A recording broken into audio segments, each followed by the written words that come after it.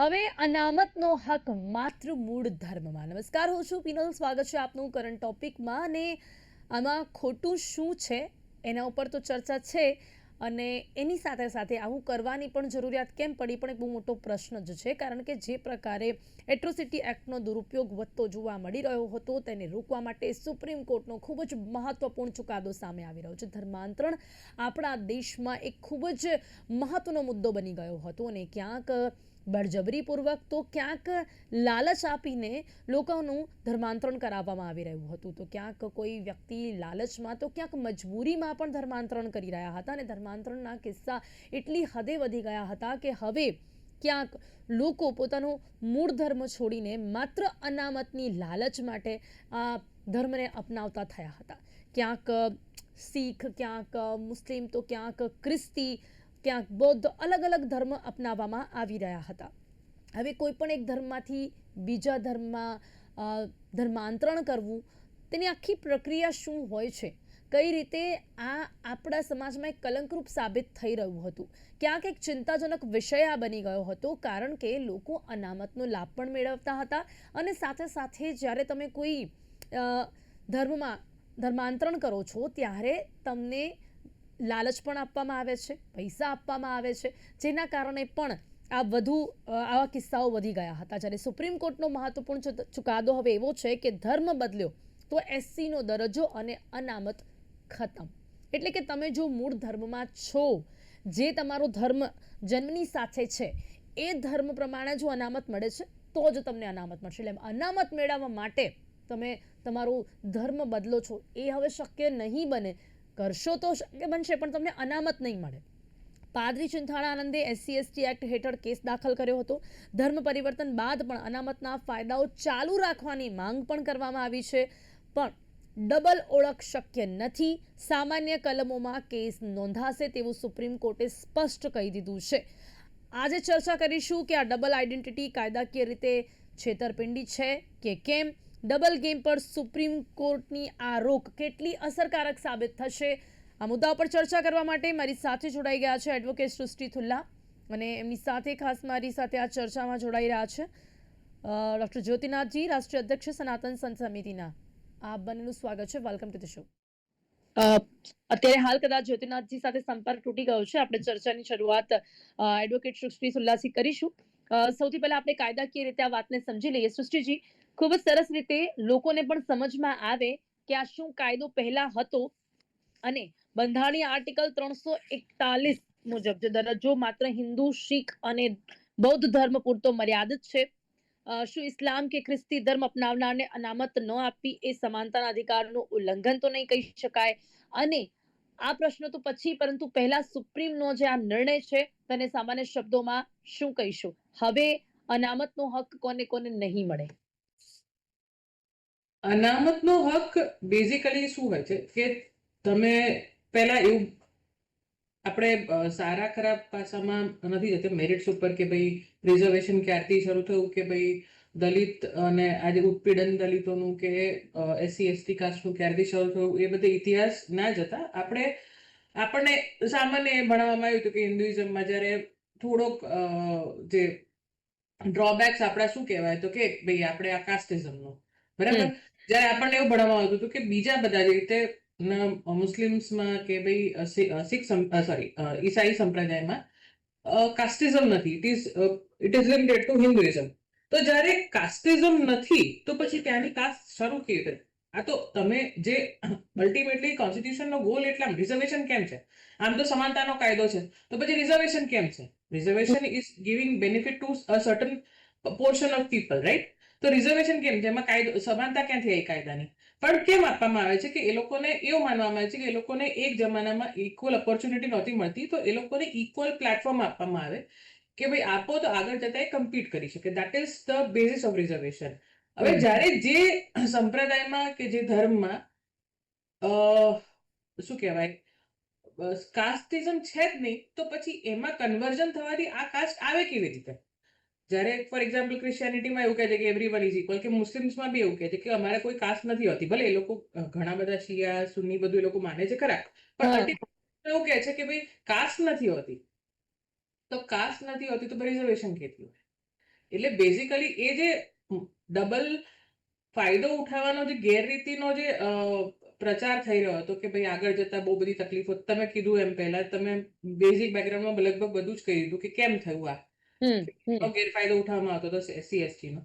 બીજી બાજુ બે બાજુ ફાયદો ઉઠાવવાની વાત થતી હતી. ત્રીજી બાજુ જે બેઝિક પર્પઝ હતો રિઝર્વેશનનો એ જ ખલાસ થઈ જતો. તમારે કોઈ બી ધર્મ તમે અપનાવો પણ પછી એ ધર્મનો ધારો કે તમે આ ધર્મમાંથી SC/ST માંથી કન્વર્ઝન કેમ કરો છો, કોઈ કારણ તમને પૂછવા નથી આવતું, પણ બેઝિકલી તો એટલા માટે જ હોય છે કે ભાઈ તમને અહીંયા પછાત સમજવામાં આવે છે, ત્યાં તમને ઇક્વલ ગણવામાં આવે છે. તે ઇક્વાલિટી છે તો પછી આ જે અહીંયાની ખરાબ પાસું હોય ત્યાં લઈને જવાની શું જરૂર છે? ધારો કે પણ એક્ઝેક્ટલી એકચ્યુઅલમાં તો થોડી ના એવું હોય છે કે એ લોકો ભલે આ સમાજ આપણને કદાચ બોલવામાં એવું લાગે કે આ સાંભળવામાં ખરાબ લાગે છે, પણ આપણને બી ખબર છે શું ઇક્વાલિટી માટે એ લોકો ધર્માંતરણ કરતા હોય છે? એ તો આખું મુદ્દો જ અલગ છે.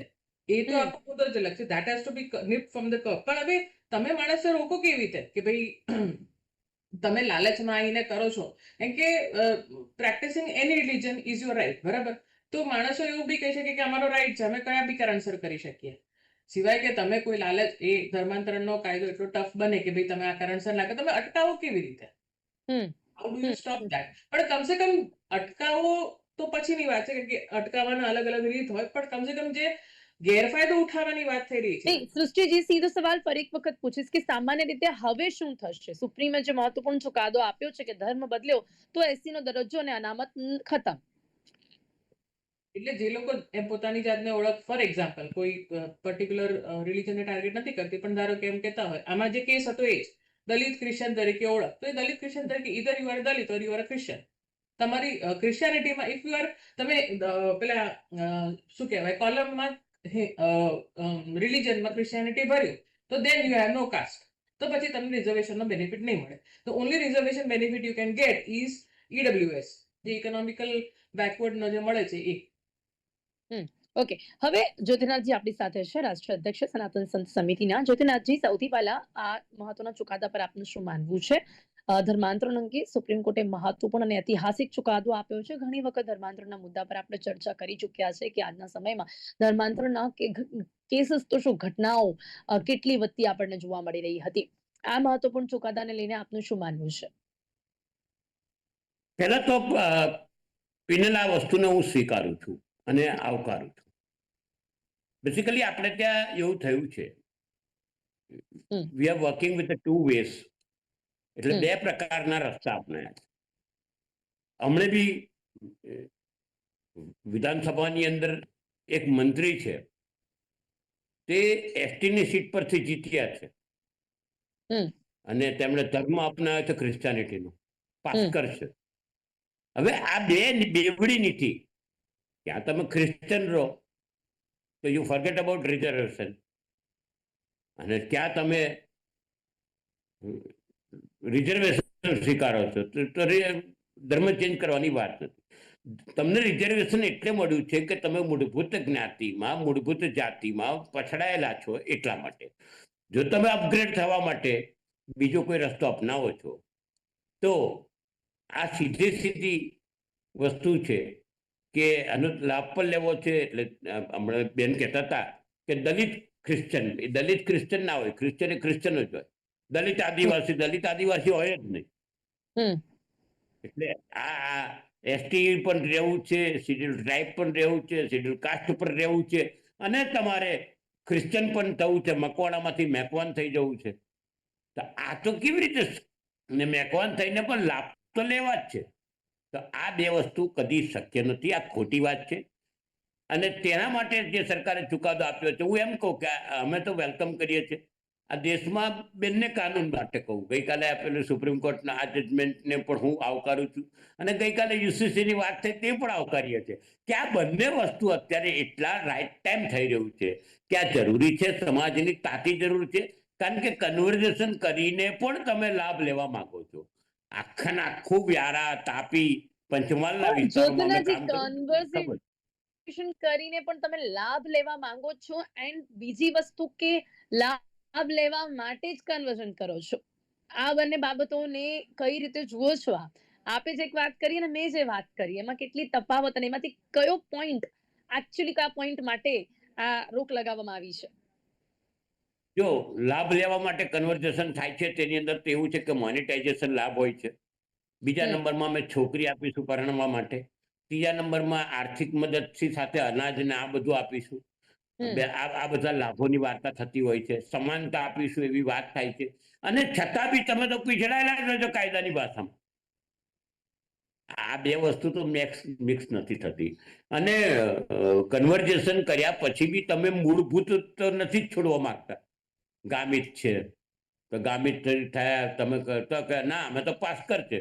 તો પાસ્કર છે પણ મને ગામિત છે બે જ્યોતિતાજી, મને વસ્તુ. સવાલ એક એ પણ થાય છે કે જે ફોર એક્ઝામ્પલ આપણે કોઈ પણ ધર્મને ટાર્ગેટ નથી કરતા, પણ ફોર એક્ઝામ્પલ અગર કોઈ પણ એક હિન્દુ ધર્મમાં કોઈ પણ વ્યક્તિ છે, કોઈ પણ એનું ધર્મ છે કે જેમાં એ અનામતમાં આવે છે આપણા ત્યાં જ, પણ છતાં પણ અહીંયા એ લાભ મળતો હોય તો બી એ કોઈ પણ એક ફોર એક્ઝામ્પલ અગર ખ્રિસ્તીમાં કન્વર્ટ થાય છે તો એનું કારણ શું અહીંયા પણ અનામત છે ને અહીંયા પણ ફાયદો મળી રહ્યો છે, ત્યાં પણ ફાયદો મળવાનો છે, છતાં પણ ત્યાં લોકો બીજો ફાયદો, ત્યાં અત્યાર સુધી પિનલ એવું હતું કે ત્યાં અત્યાર સુધી આ ફાયદો ચાલુ રહેતો હતો.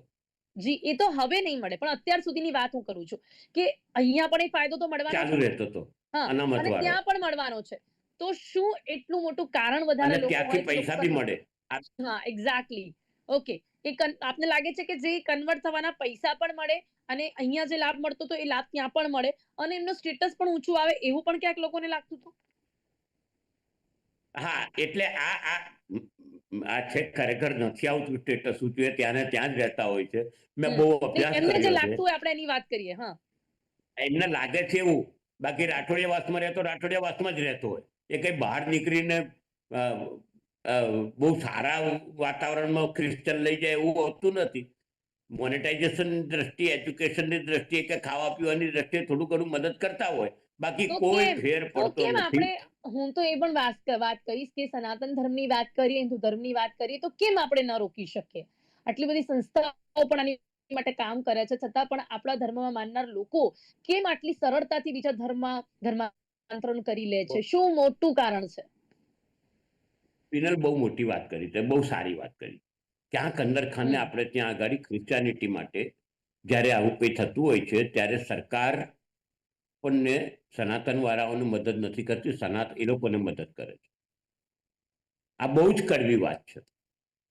કારણ કે વર્લ્ડમાં વધારે પડતા લોકો જે રાજ કરતા હોય છે, પછી રશિયા હોય કે અમેરિકા હોય, જેમના ઈશારે આપણે નાચીએ છીએ, તે બધા ક્રિશ્ચિયાનિટી વાળા છે, મિશનરી વાળા છે. એટલે ઇન્ટરનેશનલ દબાણના લીધે સરકાર કોઈ પગલાં લેતી નથી. નહીં તો મોહનભાઈ મિનિસ્ટર જ ના હોય. વ્યારાથી મોહનભાઈ મિનિસ્ટર છે, તે પાસ્કર બી છે અને આદિવાસીનો લાભ પણ લે છે. ત્યાંથી અટકવું જોઈએ. પોલિટિકલી પણ ક્યાંક અહીંયા રાજકીય ઈચ્છાનો અભાવ પણ ક્યાંક જોવા મળતો હતો, એવું કહી શકાય છે, જ્યોતિનાથજી. 100% પોલિટિકલ આ કહી મુદ્દે શકાય પણ નહીં. આ મુદ્દા પર 100% રાજકારણ પણ ઘણું રાજકીય રમાયું ઈચ્છા છે. હોતી જ નથી. હા, રમાય જ છે, રમાય જ છે. ઓકે, જ્યારે અમે સુશ્રીજી, લડીએ છીએ પણ અમને આપને ખબર લાગે છે, છે કે રમાય હવે જ છે. આ કાયદા પછી, સુપ્રીમ કોર્ટના આ નિર્ણય પછી ઘણી બધી આવી બાબતો પર રોક લાગી શકશે? ના તો કોઈ આ બાબતો પર રાજકીય રમત રમાઈ શકશે, ના તો કોઈ ગેરફાયદો ઉઠાવવામાં આવી શકશે. ગેરફાયદો ઉઠાવવા માટે તે લોકો બીજા 10 રસ્તા શોધશે. પણ હા, એ વસ્તુ છે કે ભાઈ આ એક બહુ મોટું પગલું છે ને, it is a welcome move. કારણ કે બે બાજુના બેનિફિટ્સ, તમે એક બાજુ કહો તમારી ઇક્વાલિટી જોઈએ છે અને બીજી બાજુ તમે યુ આર ઓલ્સો, તમે સાહેબે જે વર્ડ યુઝ કરો અપગ્રેડેશન, કે અપગ્રેડ થવું છે અને પછી બેનિફિટ્સ ઓફ શું કહેવાય પાછલી જ્ઞાતિના જોઈએ છે, એ બધું બે બાજુ તો શું કહેવાય. દૃષ્ટિથી પણ કાયદાકીય રીતે એમને બેનિફિટ્સ તો બંનેમાં મળે ને. અહીંયા જે અનામતમાં હતા નીચે, હું એ જ તો કહું છું કે હવે એ તો એમાં પણ મળે અને ત્યાં થશે. ગયા પછી પણ મળે. એ તો ઇક્વલી મળતું જ હતું ને એ લોકોને. પણ એ તો બંધ થશે ને. That is ના, what is. ત્યાં એ નથી હવે બંધ મળતો. થશે. નહીં, હું ના, અત્યાર સુધીની વાત કરું છું, હવે બંધ થશે. હા. અત્યાર સુધી તો એમને મળતું જ હા, તો હતું. એ તો વાત, એના લીધે તો આ થયું, એના લીધે તો આ બંધ બિલકુલ. થયું. કેમ કે યસ, જ્યોતિનાથજી. ઓકે, સુશ્રીજી, આપ કન્ટિન્યુ કરજો, કદાચ એમનું કનેક્શન નથી આપણી સાથે. એમને હા, કનેક્ટ એના લીધે તો એ કેટલા વખતથી તમે ઇનફેક્ટ આપણે ત્યાં કદાચ થોડુંક ઓછું છે ગુજરાત સાઈડ, પણ એટલે હું એમ નથી કહેતી કે બહુ જ, પણ તમે સાઉથ સાઈડ જુઓ, તમે સાઉથમાં જશો ને તો તમારું નામ જે છે એકદમ એકદમ પ્રોપર હિન્દુ નામ હશે, સાવિત્રી કે એકદમ એકદમ તમે જુઓ ને આનાથી વધારે આપણા નામ કદાચ વધારે મોડર્ન હશે. બાયલિંગ્યુઅલ હશે, પણ એ લોકોના તો એકદમ પ્રોપર હિન્દુઇઝમના નેમ હશે, પણ પાછળ સાવિત્રી જોર્જ લાગતું હશે. એટલે અને એ બધા લોકો તમે મોટા ભાગે જોજો બધી જે ગવર્મેન્ટ સંસ્થાઓમાં આપણે કોઈને ટાર્ગેટ કરીએ એવું લાગે, પણ નર્સિસ તમે જોજો તો આવી રીતે હશે બધા આવા નામવાળા. કારણ કે બંને બાજુ બેનિફિટ મળે છે, રિઝર્વેશનનો બી બેનિફિટ મળે છે, અને આ લોકોને, અને સાહેબે કીધું એમ, એ લોકોને જે તો એજ્યુકેશન કમ્પ્લીટલી ફ્રી થઈ જાય એ લોકોના બાળકોનું. એ રીતે બહુ જ ત્યાંના લોકો એ લોકો હેન્ડલ કરતા હોય. સૌથી વધારે આપણે એવું કહી શકીએ કે ખ્રિસ્તી ધર્મ જ કન્વર્ટ થતા હોય છે લોકો. આમાં તો એવું છે, શું કહેવાય, જે આ રિઝર્વેશન અને કન્વર્ઝનનો બેનિફિટ્સ બંને વાળામાં ખ્રિસ્તી ધર્મ વધારે જતા હોય છે. બીજા બધા કન્વર્ઝનમાં અલગ રીતે હોય છે, પણ આ જે ડ્યુઅલ બેનિફિટ્સ વાળું છે એ ખ્રિસ્તી ધર્મમાં વધારે હોય છે. કેમ આ જ ધર્મમાં એવું વધારે છે? એવું કોઈ આપણે કારણ હું જો માનું વિચારીએ છું ત્યાં સુધી ને that is one benefit they get. એક આપણને we all know કે ભાઈ મોનેટરી બેનિફિટ્સ તો હોય જ છે. એ લોકોને એની, અને એજ્યુકેશન એ લોકોને બહુ ફ્રી મળતું હોય છે બાળકોને. એક તો આજકાલ સૌથી મોટું બર્ડન જો મા બાપ પર હોય તો એજ્યુકેશનનું બાળકોનું છે. અને એ લોકો એમ કન્સિડર કરે છે કે ભાઈ અમારા બાળકો ઇંગ્લિશ મીડિયમમાં ભણશે, બહાર જવાના ચાન્સીસ રહેશે. દેટ ઇઝ સમહાઉ બટ ખબર. સાંભળવામાં આપણને પણ નથી લાગતું અટ્રેક્ટિવ સૃષ્ટિજી કે આખું એજ્યુકેશન એ લોકોનું ફ્રી થઈ જાય, અપગ્રેડ થઈ જાય, કન્વર્ટ થવામાં પૈસા મળે, આટલો બધો ફાયદો મળતો હોય ને એ લોકો આપણે બી અહીંયા જાય. અનામત મેળવતા હોય અને એકદમ તો અહીંયા આપણે એ પ્રમાણે બેનિફિટ સનાતન ધર્મ વધારવા પડે એવું થાય.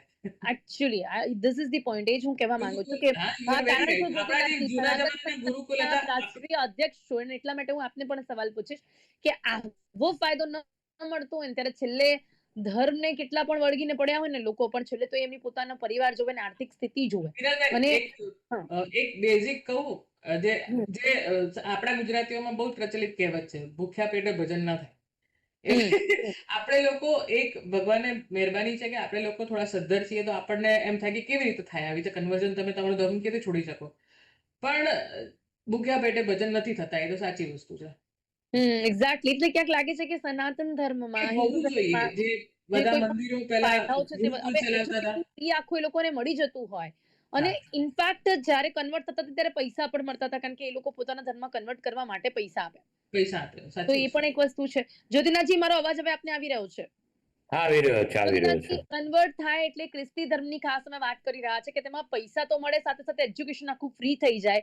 એ સિવાય લોકો, આપણે વાત કરી કે અપગ્રેડ પણ થતા હોય, એ લોકોને કન્વર્ટ થવાના પૈસા મળે, અનામતનો ફાયદો મળે, એજ્યુકેશન ફ્રી થાય. સાંભળવામાં અમે હમણાં જ વાત કરી કે આ કોઈ પણ એક વ્યક્તિ હોય ને જેને જરૂરિયાત હોય તો એ પોતાના પરિવાર માટે મજબૂરીમાં પણ કન્વર્ટ થઈ જાય. આવો ફાયદો ક્યાંક સનાતન ધર્મ, હિન્દુ ધર્મમાં ન મળતો હોવાથી ક્યાંક જે લોકોને જરૂરિયાત હોય એ પણ એક બહુ મોટું કારણ હોય છે. પહેલા તો બહુ સાચી વાત કરું પિનલ, અમે લોકો વર્ક કરીએ છીએ છેલ્લા 18 વર્ષથી, અને સતત એ લોકોને મદદ પણ આપીએ છીએ, પૈસા અને એજ્યુકેશનની દ્રષ્ટિએ પણ મદદ કરીએ છીએ. અમારી સંસ્થાઓ પણ કામ કરે છે. જગતગુરુ શંકરાચાર્ય પણ ક્યારે શંકરાચાર્ય પણ આમાં સીધા ઇન્વોલ્વ છે ને, એ લોકો પણ સાથે ડાયરેક્ટ મદદ કરે છે. પણ આપણે ત્યાં આર્ટિકલ 25, એ આર્ટિકલ મૂળ વાંધો છે. અને આર્ટિકલ 25માં we have no right to propagate our religious. એટલે આપણને ધર્મના પ્રચારનો અધિકાર નથી, એમને એમના ધર્મના પ્રચારનો અધિકાર છે. આ સમજવા જેવું છે. પ્રચારનો, પ્રસારનો એમને અધિકાર છે. એટલે આ આર્ટિકલ 25ના વાંધાનો દુરુપયોગ થાય છે, આ મોટી વાત છે. અને બેઝિકલી આ આર્ટિકલ 25, હું થોડો અભ્યાસુ છું. બેન, આપ એડવોકેટ છો, મારી પાસે સનદ હતી, મેં સરેન્ડર કરાવી દીધી છે. કે કારણ કે આપણે એ લોકો એવું માને છે કે આપણે મેજોરિટીમાં છીએ, એટલે આપણા ધર્મનો પ્રચાર આપણે ના કરવો જોઈએ. એ લોકો માઇનોરિટીમાં છે, એટલા માટે લોકો, આપણે લોકો એટલે હિન્દુ લોકો જે છે એ લોકો મેજોરિટીમાં છે, એટલે એ લોકો ના કરી શકે, કારણ કે એ લોકો અપેરેન્ટલી એ લોકોને દાબી કાઢશે. That was the basic of this.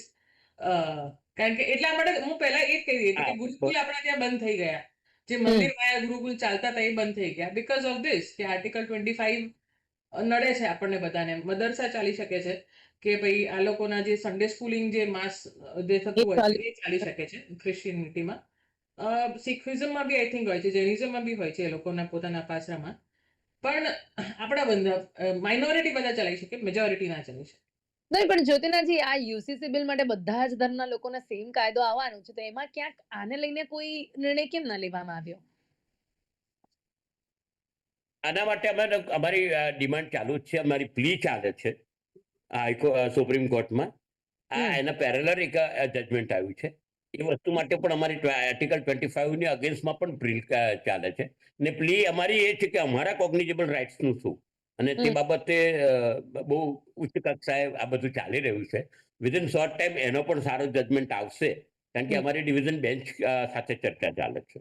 જી બિલકુલ. અને એના માટે આ તો ખાલી કહું કે આપણે 2021માં વી વેર ડ્યુ ફોર સેન્સસ, જે હજી થયું નથી.